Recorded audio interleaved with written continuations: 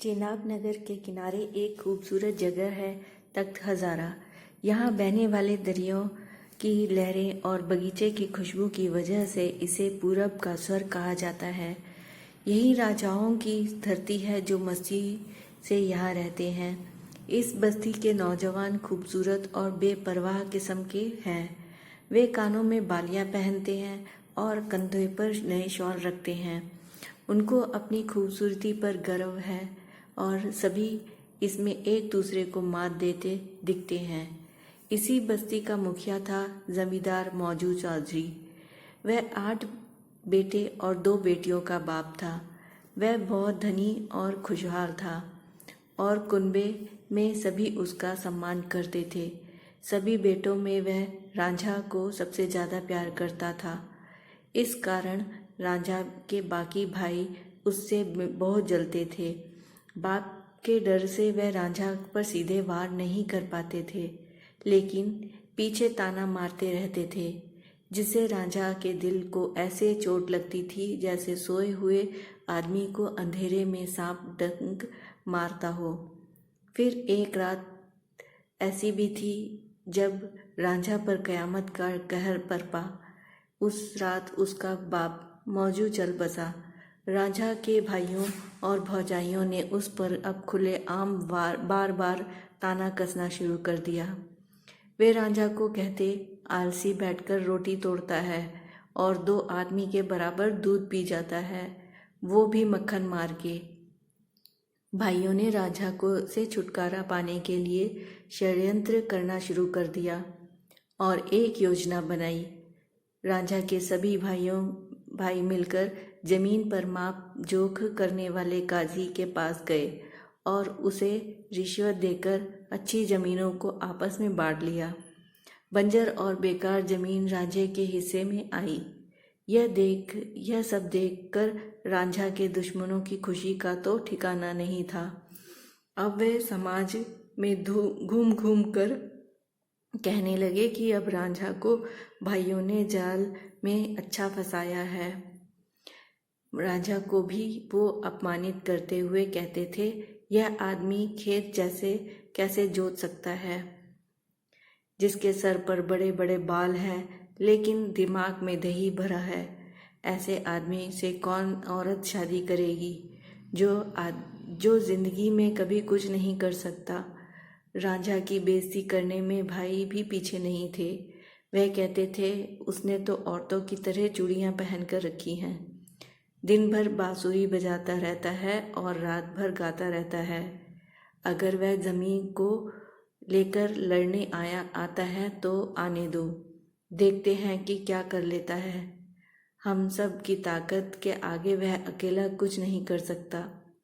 रांझा भारी दिल लिए अपने बैलों को लेकर खेत जोतने चला, लेकिन उसकी आत्मा रो रही थी और धूप की गर्मी उसके दुख को और बढ़ा रही थी।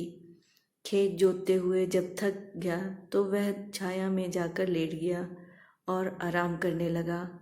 उसकी भौजाई साहिबा उसके लिए खाना लेकर आई और वह अपना दर्द उससे कहने लगा, भौजी, मुझे खेत जोतना अच्छा नहीं लग रहा, ज़मीन बहुत कठोर है, मेरे हाथों में फफोले और पैरों में छाले पड़ गए हैं। पिताजी जिंदा थे तो कितने अच्छे दिन थे, जाने वे कहाँ चले गए और ये बुरे दिन मुझे देखने पड़ रहे हैं। साहिबा ताना मारते हुए बोली, वैसे तुम तो बस अपने पिता के दुलारे थे, माँ के लिए तुम शर्मसार करने वाले बेटे थे। साहिबा की बात सुनकर रांझा को बहुत गुस्सा आया और उसने जवाब दिया, सही कहा गया है कि औरतें दगाबाज होती हैं। तुम औरतों ने समस्या खड़ी की और मुझे मेरे भाइयों से अलग करवा दिया। मैं एक खुश जिंदगी जी रहा था, लेकिन तुम्हारी बुरी जुबान के कारण घर में झगड़े शुरू हुए। तुम औरतों मर्द को उकसाती हो ताकि एक दूसरे से लड़ पड़ें। साहिबा से ने उलटकर कहा, तुम बहुत ज़्यादा दूध और चावल खा रहे हो, इसलिए इतना घमंड दिखा रहे हो। एक तुम ही हो जो हमारे परिवार पर कलंक हो। अगर घर छोड़ दो और कुछ दिन भूखा मरना पड़े तो तुम्हारी ये सारी भाषणबाजी बंद हो जाएगी। तुम आलसी हो और किसी काम के नहीं हो। तुम गांव की लड़कियों पर बुरी नज़र रखते हो। गांव की औरतें हमें खुलेआम कहती हैं कि वे तुम्हारे प्यार में पड़ गई हैं। तुम्हारी खूबसूरती देखकर ये औरतें उसी तरह फंसती हैं जैसे कि मधु में मक्खियाँ चिपक जाती हैं। औरतें तुम्हारे पीछे दिन रात भागती हैं। तुम्हारे प्यार में जाने कितने घरों को बर्बाद कर दिया। भौजाई की जली कटी सुनने के बाद राजा और भी गुस्से में आ गया और जवाब दिया, सारी दुनिया जानती है कि तुम इस गांव की सबसे झगड़ालू औरत हो और तुम इतनी खूबसूरत नहीं हो कि तुम्हारे पति को इस बात का भी डर नहीं होगा कि कोई दूसरा आदमी तुमको भगा ले जाएगा।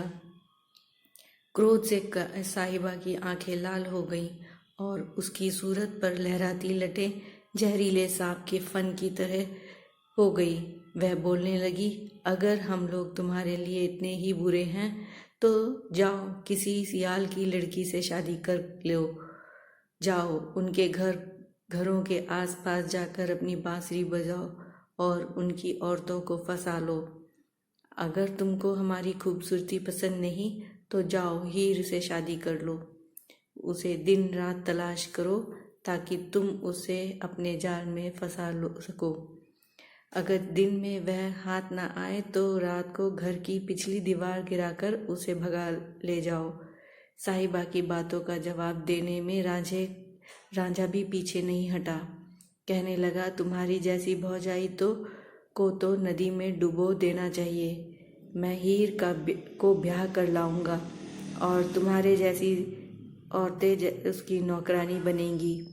और यह कहने के बाद रांझा मुंह घुमाकर बैठ गया। साहिबा उसका कांधा देखते हुए बोली, तुमको अब जल्दी से जल्द शादी कर ही लेनी चाहिए, नहीं तो हीर की खूबसूरती मुरझा गई तो बहुत देर हो जाएगी। इस झगड़े के बाद राजा अपनी बांसुरी को लेकर पिता का घर छोड़कर जाने लगा। अब वह तख्त हजारा का पानी तक नहीं पीना चाहता था। गांव का एक चरवाहा दौड़ा दौड़ा रांझा के भाइयों के पास गया और उनको इस बारे में बताया। रांझा को अपनी भौजाई और भाइयों से फिर सामना हुआ। रांझा के भाई कहने लगे, रांझा क्या हो गया है तुमको? हमारी पत्नियां तुम्हारे लिए नौकरानी की तरह काम करती हैं और हम लोग तुम्हारे गुलाम हैं। क्यों घर छोड़कर जा रहे हो? भौजाइयाँ कहने लगीं, हम खून के आंसू रोते हैं जब तुम हमें कड़वी बातें कहते हो। हमने तुम्हारे लिए क्या नहीं किया? अपनी जिंदगी, संपत्ति, सब कुछ तो तुम पर न्यौछावर कर दिया। रांझा ने भौजाइयों को जवाब दिया, मैं घर छोड़ने का मन बना चुका हूँ, तो तुम लोग मुझे अपने इरादों से भटकाने की कोशिश क्यों कर रहे हो? बहुत दिनों से मुझे तख्त हजारा के दाना पानी से नफरत सी हो रही है। पहले तुम लोगों की जली कटी सुनकर मेरा दिल जला, उसके बाद तुम सबने मेरे भाइयों से अलग करवा दिया और अब अपना असली रंग बदलकर मीठी मीठी बातें कर रही हो। तुम सब अपने इरादों में सफल नहीं हो सकती। मैं तय कर चुका हूँ कि मुझे पिता का घर छोड़कर जाना है। दोस्तों आपको ये कहानी कैसी लगी मुझे कमेंट सेक्शन में ज़रूर बताएं। मैं आपके लिए इसका नेक्स्ट पार्ट जल्दी लेकर आऊँगी। धन्यवाद।